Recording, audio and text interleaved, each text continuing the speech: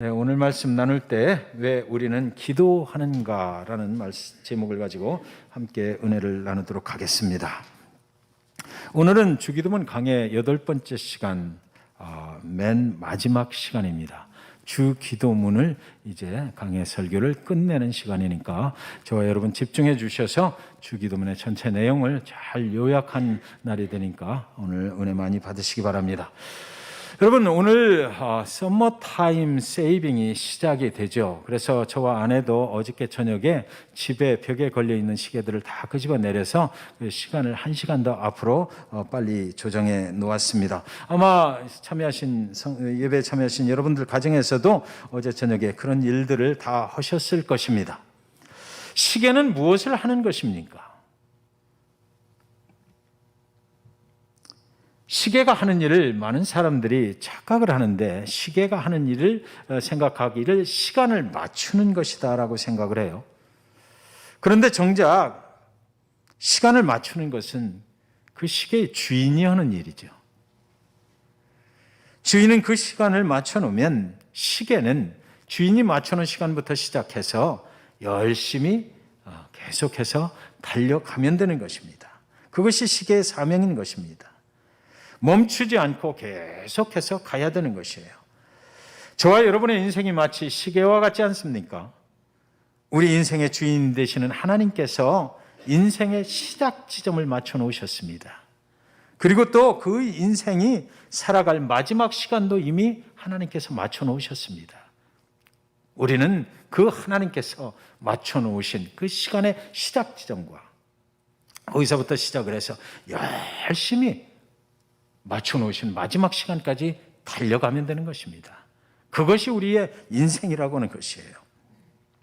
우리는 그 시간 속을, 우리의 시간을 맞춰놓으신 그 하나님을 따라서 열심히 달려가는 것이죠. 때로는 너무 힘들어서 지쳐서 멈추고 싶을 때가 있어요. 또 멈출 때가 있는 것입니다. 그러면 그때 우리의 시간을 맞춰놓으신 그 하나님께서 우리에게 찾아오셔서 그 시간을 새로 셋업해 주시는 거예요. 일어나라 일으켜 주시고, 가야 된다라고 말씀하시고, 괜찮다 나와 함께 가면 된다라고 낭만과 절망 중에 멈추어 있을 때, 우리의 인생의 시간이 너무 힘들어서 멈추어 있을 때 그분이 그냥 외면하시는 분이 아니시라 그분은 다시 우리를 찾아오셔서 우리 손을 잡아서 일으켜 주시면서 너의 새로운 시간을 내가 셋업을 해줄게 라고 말씀하시고, 새로 시간을 맞춰주시고 거기서부터 또 나와 함께 가자라고 인도에 가시는 그분이 바로 하나님이신 것입니다. 하나님께서는 우리를 언제나 새롭게 해주시는 그런 하나님이시기 때문이에요. 사울이 다메섹으로 예수 믿는 자들을 다 잡아서 옥에다 가둬버리려고 막 달려갑니다. 그때 하늘에서 엄청나게 밝은 빛이 그에게 순간 내려쬐이는 것이에요. 사울은 그 빛이 너무 밝아서 정신을 잃고 쓰러져 버렸습니다. 그때 사울이 말하기를 뭐라고 그러냐면 주여 니시니까 라고 하늘을 향해서 소리를 질러버립니다. 이거 정말 옳은 질문 아니냐고요. 사울이 그동안에 그렇게 열정적으로 유대교 전통에 빠져서 그 하나님을 섬기겠다고 막 그렇게 열정적으로 살아갔어요.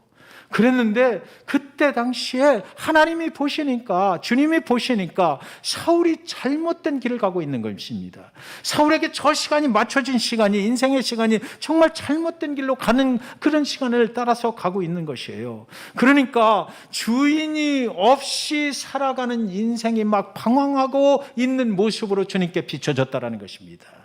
주님이 누구인지 모르고 나의 인생의 주인이, 내 인생을 그 시간을 맞추고 인도하시는 분이 누구신지를 모르고 살아가는 인생은 막 방황하게 돼서 막 튀는 것입니다. 이리 튀고 저리 튀고 자기 생각대로 이것이 옳구나라고 그 열정만 있어가지고 막 튀어가는 것이죠. 그때 하나님께서, 주인 되시는 하나님께서 그의 인생의 시간을 바꿔주시려고, 옳은 길로 가게 하시려고 그 다메섹 도성에서 딱 하고 멈춰라 한 거예요. 그때에 사울은 자신도 모르는 사이에 주여 당신은 누구시니까, 내 주님이 과연 누구시니까 라고 그렇게 외쳤던 것이죠. 내 인생이 주인도 없이 방황하고 있었는데 오늘 나를 멈추게 하신 분, 그분이 바로 내 인생의 주인이라면 그분을 알기를 원합니다라는 것이었어요. 그래서 그때 이제 사울은 그 시간 자기 인생의 주인이 누구인지를 확인하게 됐던 것이죠. 사울의 인생을 그 인생의 주인 되신 주님께서 다메섹에서 멈추게 하시고 정말로 옳은 주인을 만나서 옳은 일 가운데 인도함 받게 하시려고 하셨던 것이에요. 주인 되신 주님께서 그의 인생이 잘못된 길로 달려가고 있을 때 그 인생의 시간을 멈추게 하셨습니다. 여러분, 저와 여러분이 주인이 누구인지도 모르고 인생의 주인이 누구인지도 모른 채 그저 그냥 열정만 가지고 어디로 가야 하는지도 모르고 이리 튀고 저리 튀고 방황하면서 살아가고 있을 때 사울에게 역사하셨던 그 주인 되시는 주님께서 저와 여러분에게도 얼마든지 그렇게 하실 수 있다라는 것입니다. 그래서 우리는 인생을 살아가다가 낭망되고 절망되어서 내 인생이 정말 죽을 것만 같은 그런 멈춤의 시간을 가질 수 있는 것이에요. 얼마든지 그 멈춤의 시간을 통해서 우리는 주님을 다시 한번 만나게 되고 진정한 주님이 누구인지를 깨닫게 되고 진정으로 나의 삶의 시간을 맞춰주시고 인도하시는 그 하나님을 따라서 새로운 인생을 가게 된다는 것입니다. 그러니까 혹시나 여러분 고통 중에 있어요. 멈춰 있는 것 같습니까? 그때 나는 내 인생의 주님을 이 시간 다시금 만나는구나. 그래서 정말 내가 그동안 걸어왔던 그 인생의 그런 걸음걸이가 아니라 방황하는 것이 아니라 이제 정말 새롭게 내 인생의 시간을 맞춰주시는 그 목적지의 시간도 맞춰주시는 그분을 향해서 내가 가게 되는구나. 그렇게 생각하시고 그 주님을 발견하시기 바랍니다. 그분과 함께 달려가야만 하는 것이에요. 주님은 사울에게 새로운 인생의 시간을 새로운 시간으로 맞추어 주셨던 것입니다. 다메섹에서 일어난 사건은 바로 그것이에요. 저와 여러분의 인생의 시간은 지금 어디를 향하여 어떻게 얼마만큼 달려가고 계십니까? 오늘은 주님이 가르쳐 주신 기도의 강의 8번째 마지막 시간입니다. 주님은 우리에게 기도하는 법을 가르쳐 주셨어요. 너희는 이렇게 기도하라고 그러셨어요. 그리고 우리를 위해서 십자가에서 죽으셨습니다. 그리고 우리를 위해서 부활하셨습니다. 그리고 그분은 우리를 위해서 하늘 아버지 보좌 옆에 올라앉으셨습니다. 그런데 그것으로 예수님의 사명이 다 끝난 것이 아니다라는 것이지요. 하늘 보좌 우편에 앉으신 그 주님께서는 오늘도 우리를 위해서 끊임없이 기도하고 계시다라고 성경은 기록하고 있어요.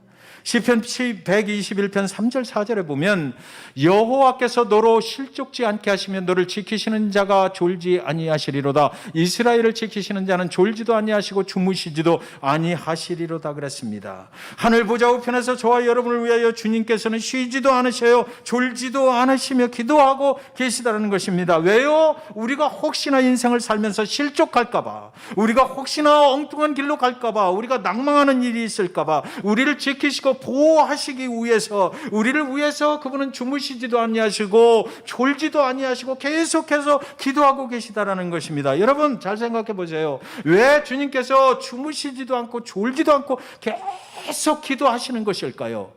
여러분 우리는 기도할 때 우리가 시간을 선택하잖아요. 우리가 하나님 앞에 나아갈 때 내가 기도하기 좋은 시간을 선택해서 그 시간 우리는 기도해요. 기도는 하나님과 우리가 만나는 것이거든요. 서로 교통하는 것이에요. 그런데 하나님께서는, 주님께서는 하늘 우편 보좌에 앉으셔서 저놈이 언제 기도할까 기다리고 계시거든요. 그러면서 그를 위해서 계속 기도하고 계신 것이에요. 그러니까 주님은 우리가 언제 기도할지 그 시간을 알지를 못하시는 것 같아. 그러니까 24시간 내내 기도하시는 거예요. 그러다가 우리가 딱 하고 기도하면 저놈이 드디어 기도하네 라고 하나님의 기도와 우리의 기도가 서로 교통할 수 있는 시간이 거기서 만들어지는 것 아니겠습니까? 그래서 우리는 마음대로 시간을 선택해서 기도하지만 하나님은 주무시지도 못하고 주님은 주무시지도 못하고 졸지도 못하시고 언제 기도하나 그것만 기다리고 계신 거예요. 왜? 우리를 실족지 않게 하시려고, 우리를 만나시려고, 우리를 보호하시려고. 그분은 그렇게 우리의 기도를 기다리시며 계신 것입니다. 그러므로 우리가 기도할 때 우리의 기도는 주님이 우리를 위해서 기도하시는 그 기도와 만나게 되는 것입니다. 우리가 기도할 때 주님이 우리를 위하여 그 기도하시는 그 시간 속에 우리는 들어가게 되는 거예요. 어떻게요? 우리 안에 계신 성령님의 인도함을 받으면서 그 주님의 기도와 연결이 되는 것입니다. 그래서 기도할 때는 우리의 기도만 하나님께 알려드리는 그런 시간이 아니고요. 성령님께서 주님이 우리를 위해서 기도하시는 그 내용을 알아듣게 하셔요. 우리가 그렇잖아요. 기도할 때 하나님의 뜻을 발견하게 되는 것이 바로 그 이유 아니겠습니까? 그렇게 해서 되는 거예요. 하나님, 우리 안에 계신 성령, 하나님의 영이 우리가 기도할 때 하나님이 우리를 위해서 막 기도하시는 거, 너는 이런 길로 가야 돼. 너는 이런 사명을 받은 자야. 내가 너를 도와줄게 하는 이런 음성을 듣는 것이 뭐냐고요. 괜찮아. 그래도 힘들어도 나이가 있으니까 나를 믿어. 두려워하지 마. 놀라지 마. 라고 나와 함께 가자라고 말씀하시는 그 음성을 듣는 것이 뭐냐고요. 우리 안에 이미 와 계신 성령께서 나의 기도와 하나님의 기도를 연결시켜 주시기 때문에 가능한 것이지요. 그래서 기도는 쌍방이 서로 교통하는 것입니다. 일방적으로 하나님께만 알려드리는 것이 기도가 아니에요. 우리가 기도할 때 주님은 우리의 기도에 귀를 기울이시는 것이에요.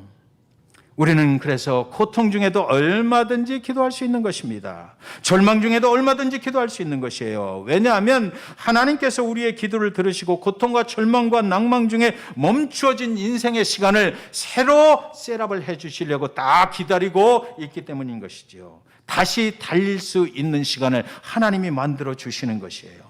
여러분의 인생의 시간의 한 부분에서 혹시나 어렵습니까? 고통받고 계십니까? 낭망하고 절망하고 계십니까? 그렇다면 여러분 주님께 기도하시기 바랍니다. 주님이 여러분의 기도를 들으시길 원하십니다. 그리고 여러분의 인생의 시간을 다시 한번 새로운 방향으로 맞춰주시길 원하시는 것이에요. 왜요? 그 고통과 절망과 낭망도 하나님의 뜻 가운데 있기 때문입니다. 하나님이 우리를 더 좋은 곳으로, 더 축복된 곳으로, 선한 곳으로 인도해 주시기 위해서 그런 고통과 절망이 아니면 안 되겠기에 그 인생을 그렇게 인도하고 계시기 때문이에요. 그래서 그 고통 중에서 절망 중에서 하나님, 내가 갈급함으로 하나님을 만나길 원합니다라고 기도하면 그때 하나님께서 말씀하신다니까요. 그래서 내 인생은 내가 인도하는 대로 가라고 말씀하시는 것입니다. 그때 우리는 새로운 인생의 시간에 맞춰서 새로운 삶을 살아가게 되는 것입니다. 다윗은 사울의 공격을 피해서 엔게디 광야에 숨어 살았던 적이 긴 시간들이 있었어요. 그때 자신의 심정을 시편 42편에 이렇게 기록을 해놨더라고요. 42편 1절에 보면 하나님이여 사슴이 시냇물을 찾기에 갈급한 같이 내 영혼이 주를 찾기에 갈급하니이다. 여기서 갈급함이라는 단어는요, 애가 타서 막 펄쩍펄쩍 어찌할 줄 몰라서 막 뛴다는 것입니다. 왜 사슴이 뛸까요? 사슴이 목이 말라 시냇물을 마시러 시냇가로 갔어요. 언제나 그곳에 가면 맑은 시냇물이 있었거든요. 자기의 그 영혼을 적실 수 있는 그런 맑은 시냇물이 거기에 있었던 것이에요. 그런데 오늘은 가보니까 시냇물이 바짝 말라 비틀어지고 아무것도 없는 것입니다. 언제나 그곳에 가면 내 영혼을 충족시킬 수가 있었는데 오늘은 없는 것이에요. 인생의 광야에서 물이 말라버리면 우리가 어디로 가야 합니까?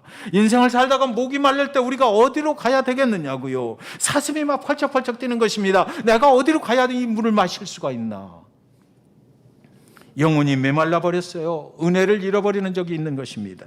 인생의 시간이 고통 가운데 낭망하며 멈춰버릴 때가 있는 것입니다. 내 영혼의 이 갈급함을 그러면 누가 해결해 줄 것인가 펄쩍펄쩍 뛸 수밖에 없는 것이에요. 누가 다시 이렇게 나를 일으켜 주시고 누가 다시 나의 인생을 새롭게 해 주실 수 있는가? 갈급함으로 펄쩍펄쩍 뛸 수밖에 없는 것이 바로 저와 여러분의 모습인 것입니다. 다윗은 사슴이 시냇물을 찾는 갈급함처럼 목말라 하면서 하나님을 찾았다고 그래요. 인생의 낭만과 절망이 왔을 때 그는 정말 그런 갈급함으로 펄쩍펄쩍 뛰면서 나를 누가 구원해 주실 것인가? 내 인생에 누가 영혼의 새로운 물을 공급해 주실 것인가? 그 구원자를 그렇게 애타게 찾았다라는 말이죠. 그렇게 절망하고 낭망한 마음으로 하나님을 갈급해하던 다윗이 이 시편 42편은 30절에서 끝나는데 그 30절에서 그 결론 같은 말씀으로 이렇게 기록을 해놨습니다. 42편 11편을 보면 내 영혼아 내가 어찌하여 낙심하며 어찌하여 내 속에서 불안해하는가? 너는 하나님께 소망을 들어 나는 그가 나타나 도우심으로 말미암아 내 하나님을 여전히 찬송하리로다 그랬어요. 여러분 여전히 주님을 찬송하리로다. 낭만과 절망 중에서 펄쩍펄쩍 뛰면서도 내 그 기도를 막 하면서 그의 결론은 무엇입니까? 내가 그럼에도 불구하고 나의 구원자 되심은 하나님밖에 없는 줄 믿고 나는 여전히 당신을 찬양합니다. 나는 여전히 하나님을 송축합니다라는 것입니다. 왜 그렇습니까? 주님만이 우리의 소망이 되시기 때문이에요. 주님께서 우리의 인생의 시간을 맞추신 분이기 때문입니다. 그분이 우리를 인도하고 있기 때문이에요. 다윗이 이스라엘의 왕에 오를 시간을 맞추신 분이 바로 하나님이시기 때문에 우리는 그분만 의지할 수밖에 없다는 것입니다. 그분이 맞춰주신 시간은 한 번도 빗나간 적이 없기 때문이에요. 다윗의 인생의 시간을 맞추신 분이 하나님이시라면 여러분, 저와 여러분의 인생의 시간을 맞추시는 분도 누구예요? 하나님이신 것입니다. 우리는 모르지만 하나님은 우리가 언제 이 고통 속에서, 두려움과 염려 속에서 벗어나게 될지, 어떻게 하나님의 축복된 길로 가게 될지, 그것을 이미 시간을 세팅해 놓고 하나님은 알고 계시다라는 것입니다. 다윗은 고통 중에 고통스럽다고 기도해요. 원수들을 물리쳐달라고 기도합니다. 때로는 하나님이 어디 계시냐고 한없는 원망을 그에게 쏟아놓기도 해요. 한없는 불평을 쏟아놓기도 합니다. 그러나 수많은 다윗이 쓴 그 시편의 시들을 보면 다윗의 기도는 고통 속에 그렇게 애타게 애통하면서 부르짖다가, 또 갈급함으로 부르짖다가, 죽을 것만 같다고 원망하며 기도하다가, 그러나 그의 기도의 결론은 언제나 하나님께서 나를 이 고통 가운데서 구원하실 것을 믿습니다. 그래서 내가 여전히 나는 하나님을 찬양합니다. 나는 여전히 하나님을 송축합니다. 여전히 하나님은 나의 구원자가 되십니다 라고 그의 기도는 끝이 나는 것입니다. 모든 시편은 다 그렇게, 그 다윗이 쓴 시편을 자세히 읽어보시면 그렇게 돼 있어요. 사랑하는 여러분, 우리의 인생의 결론은 언제나 그래서 여전히 찬송하는 것입니다. 하나님을 찬양하는 것이에요. 낙심될 때도 여전히 하나님을 찬송하는 것입니다. 왜냐하면 그분이 우리를 새롭게 하여 주실 수 있는 능력을 가지고 계신 분이기 때문에 그래요. 혹시 우리 중에 낭망 중에 계신 성도님 계십니까? 어려움 중에 하나님 앞에 목 놓아 울어버리면 어떨까요? 실컷 울어버리고 실컷 하나님을 원망하는 시간을 좀 가지시면 어떻겠습니까? 하나님 아버지 앞에 눈물을 쏟아놓는 그런 시간이 필요하지 않습니까? 저도 성전에 나와서 가끔 그럴 때 있어요. 앞이 안 보이는 것입니다. 도대체 어떻게 하나님께서 계시다면 이렇게 어려운 환경 속을 지나가게 하시나? 하나님은 왜 나를 돕지 않으시나? 이런 생각이 들 때 성전에 혼자 나와서 기도하기 시작하면 눈물이 막 쏟아지는 거예요. 펑펑 울어버리는 것입니다. 하나님은 지금 어디 계십니까? 하나님 앞으로 어떻게 해야 되는 것입니까? 하나님, 이 상황 가운데서 내가 어떤 길을 가기를 원하십니까? 앞이 꽉 막혀서 나갈 길이 없는데 어떻게 하면 좋단 말입니까? 하나님, 나를 도우소서. 십자가를 바라보면서 기도할 때에 눈물이 쏟아지는 것이에요. 원망하는 것입니다. 하나님, 나를 불러다 놨으면 하나님이 일하셔야지. 원망하고 그분이 어디 계시냐고 부르짖으면서 눈물을 쏟아내는 것입니다. 그렇게 기도하고 나면 얼마나 개운한지 몰라요.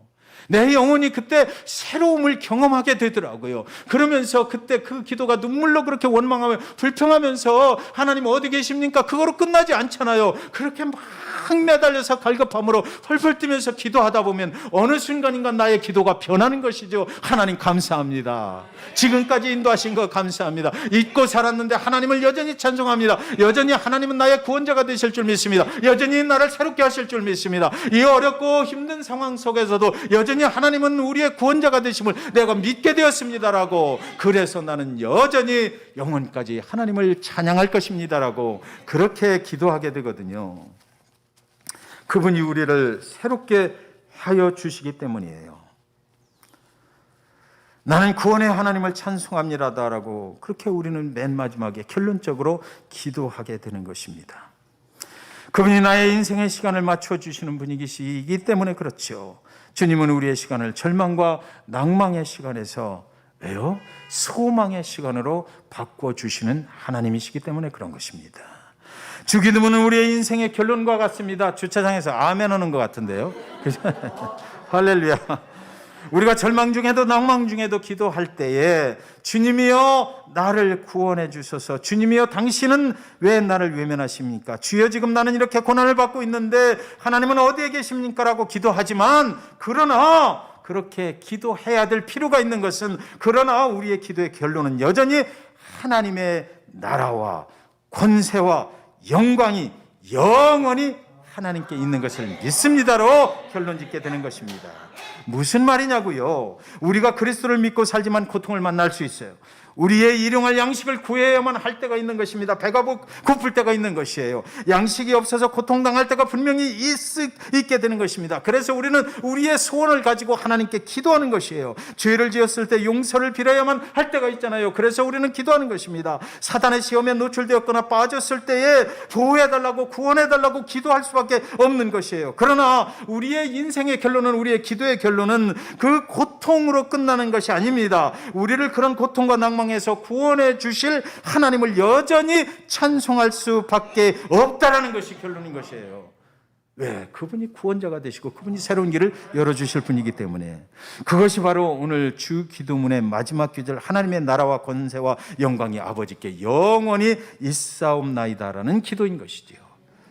이것이 바로 믿는 자들의 인생의 결론이라는 것입니다. 주기도문은 우리 믿는 자들의 인생을 그대로 표현해 놓은 것 같아요. 우리 그렇잖아요. 거룩하신 하나님을 믿고 나갑니다. 그런데 우리에게 이런 필요가 있습니다. 하나님 이것도 들어주시고 이것도 들어주시고 이것도 들어주시고 이것도 들어주시고. 그러나 그렇게 끝나면 안 되죠. 우리가 그런 필요를 다 구하고 나서 하나님 그 필요를 공급해 주시는 이유가 하나님의 나라가 확장되고 하나님의 권세가 드러나고 하나님의 영광이 드러나게 될 줄 믿기 때문에 내가 이렇게 기도합니다라는 것이에요. 우리의 인생의 결론이, 우리가 언젠가는 하나님 앞에 결론적으로 우리 인생을 정리해야 될 때가 있잖아요.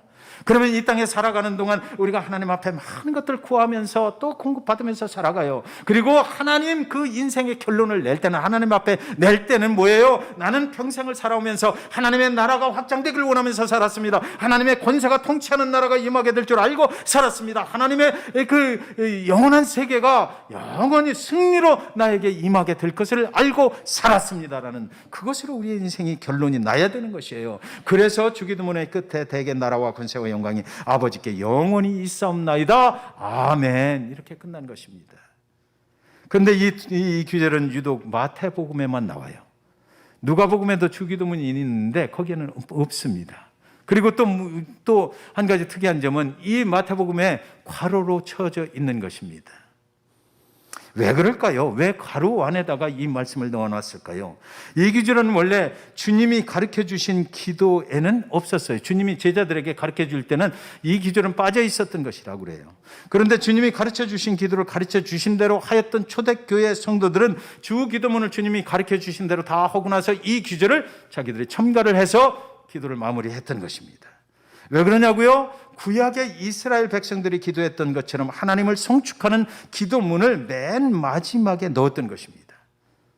그것을 우리는 송영이라고 부르는 것이에요. 오늘날도 우리 교회에서 예배할 때 보면 대표 기도자가 기도를 하고 나면 그 반주자 또는 성가대가 우리 찬송가에 있는 그 내용, 그 찬송가 중에서 송영이라고 되어 있는 부분들이 있어요. 그것을 가지고 우리가 또 성가를 하고 또 반주를 하는 것입니다. 이것이 대개 나라와 권세와 영광이 아버지께 영원히 있습니다. 우리는 이런 것들을 기도했지만 그 기도한 원인과 그 목적이 바로 이것입니다라고 하는 거예요. 이것이. 그것을 송영이라고 우리는 부르는 것입니다. 다윗이 모든 고통과 낭망 중에서 여호와를 찬양한 것과 마찬가지로 초대교회 성도들은 기도할 때 항상 이 기질로 그들의 기도를 마무리했다라는 것이지요. 주기도문이 시작될 때 하늘에 계신 우리 아버지여 이름이 거룩히 여김을 받으시며 나라의 임하옵시며 뜻이 하늘에서 이룬 것 같이 땅에서도 이루어 주소서라고 기도하지 않습니까? 이 기도가 분명히 이루어질 것을 믿습니다라는 고백인 것이죠. 이 기도가 하나님의 권세 안에서 이루어질 것을 믿습니다. 이 기도를 통해서 하나님의 나라가 이 땅에 확장될 것을 믿습니다. 이 기도를 통해서 하나님의 영원한 나라가 승리를 거둘 것을 믿습니다라는 것이에요. 그도 그럴 것이 이 모든 나라는 하나님의 나라이기 때문이고 이 모든 피조물들은 하나님의 권세가 임하시는 통치 안에, 그 주권 안에 있기 때문이고요. 이 모든 피조물들은 하나님의 영광을 위해서 하나님이 직접 창조해 낸 것이기 때문이에요. 그리고 또한 우리에게 일용할 양식을 주시옵소서 기도했지 않습니까? 하나님께서 하나님의 나라의 것으로 하나님의 백성들을 먹이실 것입니다라고 믿고 기도하는 것입니다. 하나님, 우리를 죄에서 용서하시옵소서, 우리를 사단의 시험에서 보호하여 주시옵소서라고 그렇게 기도하잖아요. 하나님의 나라와 권세와 영광으로 그 모든 것들이 이루어질 것을 내가 믿습니다 라고 하는 거예요. 하나님이 한 분의 인간이시라면 이렇게 기도해서는 안 되죠. 하나님이시기 때문에 하나님의 나라가 임할 것입니다. 하나님의 나라는 결국 도래하게 될 것입니다. 하나님의 권세가 이 땅을 통치하는 날이 분명히 오게 될 것입니다. 하나님의 영광의 나라, 그 승리가 선포될 줄 믿습니다. 하나님의 이름이 영광을 받으실 것입니다라고 우리는 그것을 믿기 때문에 그 권세, 하나님의 나라, 그 영광, 그 속에서 나는 얼마든지 고통 중에 이렇게 기도할 수 있다는 것입니다. 주십시오. 하나님 주십시오. 하나님 주십시오. 하나님 주십시오. 그러나 이 모든 이유와 근본 목적은 하나님의 나라가 임하는 것이고 하나님의 영광을 받으시는 것입니다. 그 권세가 임하는 것입니다. 그러니까 그 권세와 나라와 그 영광 가운데서 나의 기도에 응답하여 주십시오라고 못을 박아버리는 것이에요. 그런데 사랑하는 여러분, 어떤 사람은 막 주세요, 주세요, 주세요, 주세요, 주세요 기도해놓고 그냥 딱 나가버리거든요. 그러니까 지금 뭘 아셔야 되면 조심해야 되는 것이, 그러면 하나님이 응답 안 하신다라는 것이에요. 그러니까 오늘 주기도문 이 끝에 있는 것이 굉장히 중요한 것입니다. 주세요, 주세요, 주세요 다 해놓고 마음껏 뭐 울부짖고 뭐 필요한 거 다 달라고 하세요. 그러고 나서 마지막 대개 나라와 권세와 영광이 아버지께 영원히 있사옵나이다를 분명히 하셔야 돼요. 아멘까지 분명히 하고 나가셔야 돼요. 그래야 하나님이 딱 들으시고, 아, 저게 다 나를 위한 거구나, 나를 위해서 그렇게 하겠다고, 그러면 내가 안 들어줄 이유가 없지라고 하나님께서 즉각 응답하시게 되는 것 믿으시기 바랍니다. 그 앞에 이상한 단어 하나가 있는데 대개라는 단어죠. 이 단어는 어떤 성경에는 생략이 되어 있어요. 그런데 정말 중요한 단어인 것입니다. 사람들이 이 대개의 뜻이 별로 중요한 것으로 인식하지를 못하는 것 같아요. 한국말에서 대개 그러면 뭡니까? 어디 바닷가에서 나오는 대개라고 생각, 그게 아니고, 대개는 한국말에서 보통 뭐 대충, 대부분 뭐 이런 식으로 인식이 돼 있거든요. 그런데 헬라어 언어에 보면 그런 뜻이 아니에요. 이것은 왜냐하면이라는 뜻입니다. 왜냐하면 접속사예요. 그러니까 이렇게 기도한 것, 왜냐하면 하나님의 나라, 하나님의 권세, 하나님의 영광을 위해서 이렇게 기도했습니다라는 것이에요. 우리를 죄에서 사하여 주시옵소서. 왜냐하면 하나님의 나라와 권세와 영광이 영원히 있기 위해서입니다. 우리를 사단의 시험에서 보호해 주시옵소서. 왜냐하면 하나님의 나라와 권세와 영광이 하나님께 영원히 있기 때문입니다. 그렇잖아요. 사단의 권세가 하나님의 권세를 앞서질 못해요. 그러니까 하나님께 우리가 사단의 유혹에 빠지지 않도록 기도합니다. 왜냐하면 하나님의 권세가 사단을 치리할 수 있는 걸 내가 믿기 때문입니다. 그것이 하나님을 높여드리는 것이에요. 우리가 원하고 바라고 기도하는 것의 이유가 내가 원하는 것을 위해서가 아니요, 하나님의 나라와 권세와 영광이 아버지께 영원히 있습니다. 그것을 위해서 내가 기도한다라는 것이죠. 하나님이 이 기도를 들으시면서 어찌 응답하시지 아니하실 수가 있겠느냐고요. 오늘 예배에 정말 잘 오셨어요. 그렇잖아요. 응답받는 비결이 바로 여기에 있거든요. 여러분, 다니엘과 세 친구는 바벨론의 포로로 잡혀갔잖아요. 이제 바벨론 왕이 벌판에 큰 금신상을 세워놓고 모든 백성들이 다 나와서 저 금신상에게 절을 하라는 것입니다. 다니엘의 세 친구는 이 왕의 명령을 거역을 해버려요. 왕이 세 친구를 불러다 놓고 명령하지 보여주는 것입니다. 너희들이 내 명령에 순종하지 않으면 저 풀무불 밭이 저렇게 뜨거운데 저 풀무불을 7배나 더 뜨겁게 해갖고 너희들을 거기다 집어넣어 버릴 거야. 그들이 한 대답이 무엇이냐고요. 다니엘서 3장 17절에 왕이여, 우리가 섬기는 하나님이 계시다면 우리를 맹렬히 타는 풀무불 가운데서도 능히 건져내시겠고 왕의 손에서도 건져내시리이다. 그들에게는 하나님이 건져내실 것이라는 확신이 있었어요. 건져내실 곳이 바벨론 땅일 수도 있고요, 건져내실 곳이 하늘 천국일 수도 있어요. 거기다 집어넣으면 두 가지 중에 한 가지 일이 일어날 거 아닙니까? 거기서 다시 바벨론 땅으로 하나님이 건져주실 수도 있고, 그렇지 않고 그 속에서 그냥 죽어서 영원한 천국으로 가게 될지도 있어요. 그러나 두 가지 다 살아나는 거죠. 두 가지 다 구원받는 것이에요. 그들에게는 그런 확신이 있었던 것입니다. 아주 담대하게 신앙을 고백하는 것이에요. 그런데요, 현실적으로 누가 보아도 그들이 풀무불 가운데서 살아나온다는 것은 정말 불가능해 보이는 일이잖아요. 그런데 그들이 한 걸음 더 나가서 그때 말하기를 뭐라고 그러냐면 3장 18절에 그렇게 하지 아니하실지라도 왕이여, 우리가 왕의 신들을 섬기지도 아니하고 왕이 세우신 금신상에게도 절하지도 아니할 줄을 아옵소서 그래 버려요. 하나님께서 우리가 원하는 대로 응답하시지 않는다 할지라도, 우리가 기대했던 것대로 하나님께서 우리에게 응답하시지 아니하신다 할지라도 우리는 하나님 외에는 다른 신을 섬기지 않습니다라는 것이죠. 이렇게 말할 수 있는 근본 이유가 무엇이냐고요. 분명히 하나님은 우리의 기도에 응답하실 것을 믿는다라는 것이지요.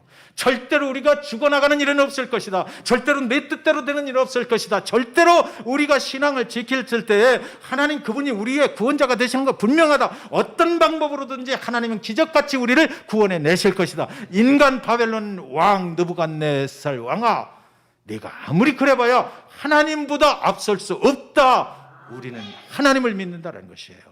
내가 구원받는 거 확신하다라는 것이죠. 그들은 정말 그래서 풀무불 속에 던져졌다고 그래요. 그러나 머리털 하나 타지도 않았고 불에 거슬리는 흔적도 없었고 냄새도, 불에 거슬린 냄새가 없이 깨끗하게 살아나왔다. 성경은 이렇게 기록하고 있습니다. 그들이 살아나오자 바벨론 왕이 뭐라고 그래요? 여러분 잘 들으시기 바랍니다. 그들이 살아나왔어요. 그랬더니 바벨론 왕이 뭐라고 그러느냐면, 저들이 믿는 하나님이 참 신이다, 그렇게 말했어요. 하나님의 나라가 그 땅에 임하는 것입니다. 하나님의 권세가 지금 드러나는 것이에요. 오늘 이후로 누구든지 저들이 믿는 하나님을 우습게 말하지 말라고 조서를 내려버렸어요. 그 땅에서 얼마나 그들을 비웃었겠습니까? 그러나 실제 그들을 구원하신 하나님의 그 현장에서 그들이 다 뜬 눈으로 보고 나니까 바벨론의 왕이 말하는 거예요. 저들이 믿는 신을 절대로 우습게 보지 말라, 비웃지 말라라는 것이죠. 그 하나님을 그리고 찬송하라라고 명령을 내려버립니다. 와, 여전히 낭망 중에도 어려움 중에도 하나님을 찬송합니다라는 다윗의 고백이 이것과 맞아떨어지는 것 아니냐고요. 풀무불 속에 들어가는 환경이 있다 하더라도, 우리는 죽을 것만 같은 환경 속에 있다 하더라도 우리가 거기서 믿음을 확신하고 믿음으로 고백해야 되는 이유, 그것은 바로 하나님의 나라가 임할 것입니다. 우리를 통해서 하나님의 권세가 드러날 것입니다. 하나님의 영광이 승리를 거두게 될 것입니다. 그래서 우리는 여전히 하나님을 찬송합니다라는 것이에요. 그들이 믿는 하나님이 정말 구원의 하나님이시다라고 바벨론 왕이 선포를 해버리는 것입니다. 그리고 더 한 가지 더 거기에 추가가 돼 있더라고요. 예, 다니엘 그 3장이 30절에 끝났는데 그때 마지막 결론이 뭐라고 돼 있느냐면, 다니엘서 3장 30절을 좀 보여주십시오. 같이 한번 읽을까요? 시작. 왕이 드디어 사드락과 메삭과 야벳느고를 바벨론 지방에서 뭐라고요? 더욱 높이니라 그랬어요. 우리가 하나님을 높이면 하나님이 우리를 높여주십니다. 그러므로 기도는 우리의 문제를 해결하기 위해서 구하는 것이 아니라 하나님의 인도와 보호하심이 분명히 나를 구원할 것이다라는 그 믿음의 확신을 고백하는 것, 그것이 기도라 하는 것입니다. 여러분, 초대교회 교인들은 자신들이 원하는 것을 이룬 사람들이 아니잖아요. 그들은 예수를 믿는 것 때문에 매일같이 죽음 앞에 서야 했습니다. 핍박을 당하면서 살아야 했어요. 그럼에도 불구하고 그들은요, 하나님 나라와 하나님의 권세와 영광이 영원히 승리하게 될 것을 믿었다라는 것이죠. 그들이 주기도문을 쭉 하고 예수님이 가르쳐 주신 기도를 하고 그 끝에 대개 나라와 권세와 영광이 하나님 아버지께 영원히 있사옵니다라고 그것을 붙였던 이유는, 그들은 그런 핍박 속에서도 확신을 가지고 있었던 것이에요.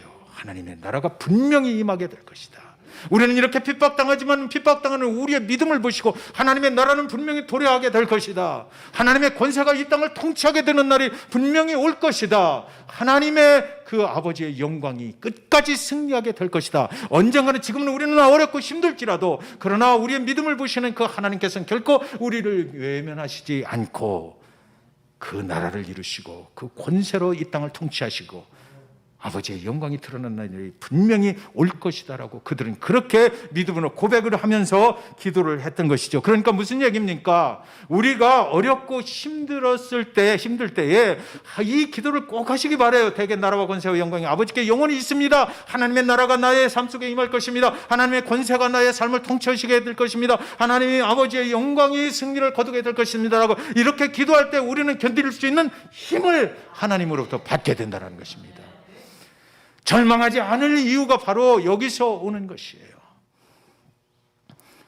사랑하는 여러분, 이것이 우리 믿는 자들의 인생의 결론이라는 것이죠. 한평생 주님과 함께 살아가면서 고통받을 수 있어요. 위협을 당할 수도 있습니다. 절망하고 낭망할 때가 왜 아니 있겠습니까?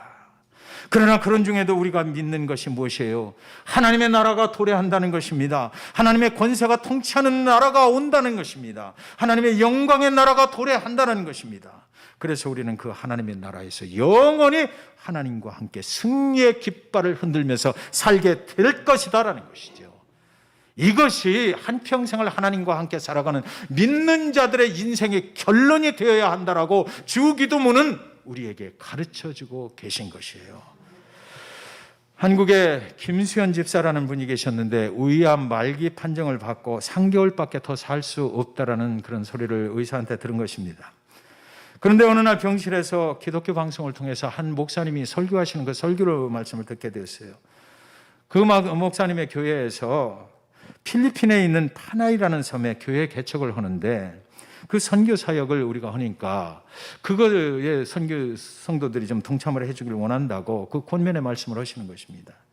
그곳에 170개의 교회 성전을 세우는데 그 선교 사역에 성도들이 동참을 좀 하자라는 것이었어요.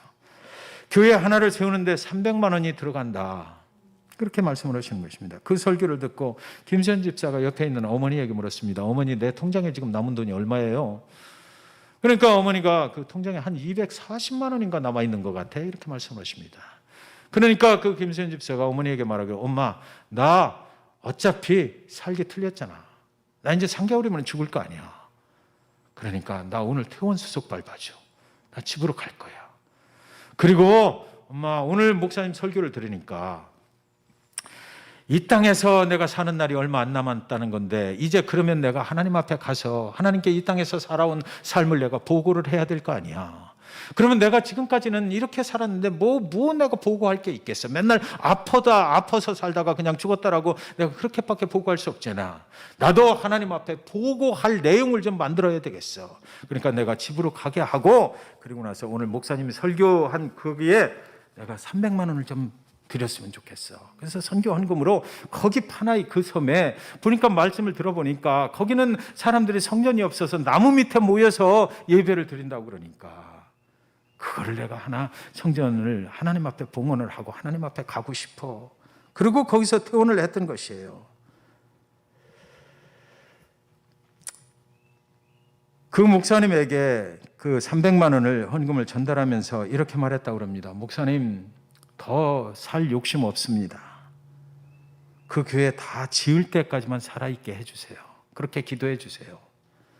다 지어진 성전 사진을 품에 안고 내가 하나님 앞에 가서 하나님께 이렇게 그 사진을 좀 보여드리고 싶어요. 그런데 파나이에서 이제 그 300만 원을 받아가지고 거기서 공사를 하시는 분들이 열심히 건축을 하기 시작했어요. 근데 놀라운 일이 벌어지는 것입니다. 그 김수현 집사의 소식을 듣고 그 돈이 어디서 온지를 알게 되니까 이분들이 공사를 시작하면서 매일같이 그 김수현 집사를 위해서 기도를 하는 것입니다.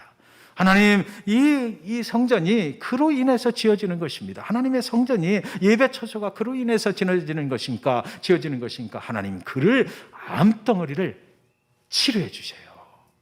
그의 암을 제거해 주십시오라고 그들이 기도를 하는 것이에요. 기적을 베풀어 주십시오라고 그들이 기도들을 했고요. 하나님은 그 기도에 드디어 응답을 하셨습니다. 성전이 지어져 올라가면서 김수현 집사의 암덩어리가 자꾸만 작아지기 시작했다는 것이에요. 드디어 헌상식을 위해서 목사님이 이제 찾아갔습니다. 성전을 보는 순간 그 앞에 달린 교회 이름을 보고 깜짝 놀라셨습니다. 수연교회라고 적혀 있었던 것입니다. 그들은 김수현 집사를 기억을 하고 싶어서 수연교회라고 이름을 지었다라고 그랬어요. 목사님은 성전 사진과 헌당식 예배에 꽂았던 꽃 5송이를 가지고 귀국을 했습니다. 공항에서 김수현 집사의 집으로 가서 그 소식을 전하려고 전화를 했어요. 따르릉 김수현 집사가 받습니다. 목사님이 전화를 했습니다. 내가 지금 그 파나이에 가서 헌당식을 마치고 오는 길입니다. 집사님 댁에 잠깐 들려서 기도 좀 하고 가겠습니다. 그러니까 김수현 집사가 전화 속에서 말하는 것이에요. 목사님 오실 필요 없습니다. 내가 내일 목사님 교회 가서 예배를 드리러 찾아갈 테니까 오실 필요 없어요. 나 다 나왔어요. 그러는 거예요. 그 후에 김 지사님은 아주 건강한 몸으로 3년을 더 사시고, 그리고 그 3년 동안에 또 2개의 교회를 더 이렇게 하나님 앞에 이렇게 봉헌을 하고, 그리고 하늘나라로 떠났다는 그런 아름다운 이야기를 제가 최근에 들었습니다. 김수현 집사의 인생의 결론은 무엇입니까? 그는 고통 가운데 있었거든요. 그는 고통받는 중에서도 하나님의 나라와 하나님의 권세와 하나님의 영광을 나타내는 삶으로 그의 인생을 결론 지었다라는 것입니다. 사랑하는 성도 여러분, 오늘 주기도문 맨 끝에 추가된 대개 나라와 권세와 영광이 아버지께 영원히 있사옵나이다 라는 이 기도문은 원래는 없었지만 서기 379년의 주기도문에 추가로 삽입이 됐다라고 그래요. 그렇다면 여러분, 저와 여러분의 인생이 주님을 믿고 살아요. 주님 앞에 우리도 기도해요. 고통스럽습니다. 원망스럽습니다. 때로는 주님 주신 거 감사합니다. 그런데 우리의 인생이 결론 부분이 있어야 될 것 아닙니까? 저와 여러분의 인생이 주님 믿고 살면서 무엇도 주시고 내가 원하는 것만을 기도하고 살다가 그대로 끝나서는 안 되잖아요. 주기도문은 그걸 우리에게 질문을 던지는 거예요. 나 이것 주십시오. 나 이것 주십시오. 이것 주십시오. 나는 이것을 원합니다라고 그렇게 기도하다가 내 인생이 결론적으로 끝나는 것이 아니라 우리 인생의 결론 속에는 그 초대교회 성도들이 기도했던 이 기도문이 추가가 되고서 우리의 인생을 결론 지어야 된다는 것입니다. 내가 이 땅에서 주님을 위해서 삽니다. 주님, 나에게 이것이 필요합니다. 그러나 그 모든 이유가 왜냐하면 하나님의 나라가 임하게 되는 것을 내가 원합니다. 하나님의 권세가 이 땅을 통치하는 날이 오는 것을 내가 원합니다.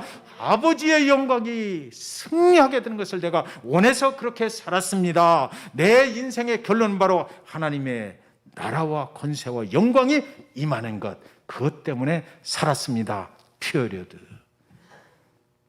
그런 인생의 결론을 내시는 저와 여러분 되시기를 주님의 이름으로 간절히 축원드리는 것입니다.